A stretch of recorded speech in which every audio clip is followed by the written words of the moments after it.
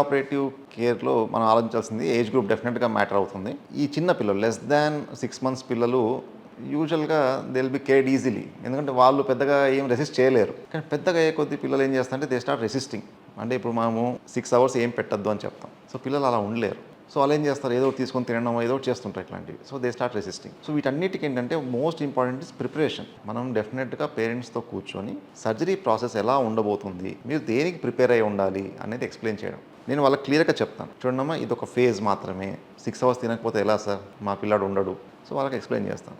So అందుకేమో నేను surgery యూజువల్గా early morning plan చేస్తాను, ఎందుకంటే నైట్ పడుకుంటారు పిల్లలు, మీకు అంత ఇబ్బంది ఉండదు. ఒకవేళ మార్నింగ్ 5కి లేసాడు అనుకోండి, మీరు మేనేజ్ చేయాల్సిన టైం ఎంత 5 to 6 మాత్రమే. 6కి we'll take him to surgery, ఇది ఒక ఆప్షన్. లేదు డే టైంలో అనుకోండి, సపోజ్ ఈవినింగ్ 4 o'clock సర్జరీ చేయాలంటే 10 నుంచి మనం ఏం ఫుడ్ ఆపేస్తాం. సో 10 o'clock ఫుడ్ ఇవ్వండి. ఫుడ్ ఇస్తే కడుపు ఫుల్గా ఉంటుంది ఒక 4 hours, మీరు మేనేజ్ చేయాల్సింది 2 hours. కానీ ఏదైనా కూడా this is a process and this is only a phase. ఇది మీరు రోజు మేనేజ్ చేయాల్సిన అవసరం లేదు, ఇది ఒక్కరోజు మేనేజ్ చేయాలి. కొంచెం కొద్దిగా పేషెన్స్తో ఉండాలి, మీరు పిల్లలు కాబట్టి తప్పదు.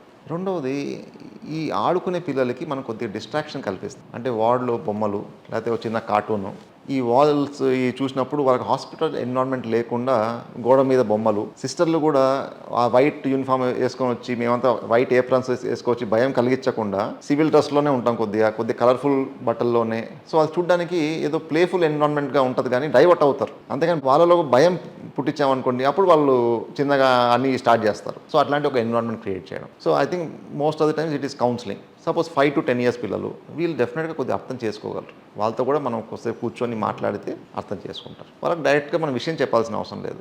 కొద్దిగా నాన్న ఇప్పుడు చూడు, నేను లోపలికి తీసుకెళ్తాం, ఒక ఫోటో తీస్తాం, నీకు లైట్ ఆన్ అయ్యింది, నేను చెప్పినప్పుడు నువ్వు స్మైల్ అంటే photo. Operation theatre lights on చేసినప్పుడు వాళ్ళకు నా ఫోటో తీస్తున్నారు అనే ఫీలింగ్లో ఉంటారు వాళ్ళు. ఎప్పుడు తీస్తారు అంటే ఇప్పుడు తీస్తాను, కళ్ళు మూసుకో ఒకసారి ఫోటో తీస్తామని చెప్పి అలా చిన్నగా మత్తులోకి తీసుకెళ్ళడం. సో ఇలాంటిది అబౌట్ 10 years అయితే డెఫినెట్గా మనకు ఓపెన్గా అన్నీ డిస్కస్ చేయొచ్చు, వాళ్ళు అర్థం చేసుకుంటారు. మనం అనుకుంటాం వాళ్ళు భయపడతారు, ఏం భయపడరు. వాళ్ళు ఎప్పుడు భయపడతారంటే మనం వాళ్ళకి ఏదైనా చెప్పినప్పుడు వాళ్ళ తల్లిదండ్రుల వైపు చూస్తారు. ఎప్పుడైతే తల్లిదండ్రులు భయపడతారో ఇమీడియట్గా అది క్యాచ్ చేసి వీళ్ళు భయపడతారు. వాళ్ళు కాన్ఫిడెంట్గా ఉంటే యూజువల్గా వీళ్ళు కాన్ఫిడెంట్గానే ఉంటారు. సో ఇలాంటి ఒక ప్రిపరేషన్ చేసుకోవచ్చండి.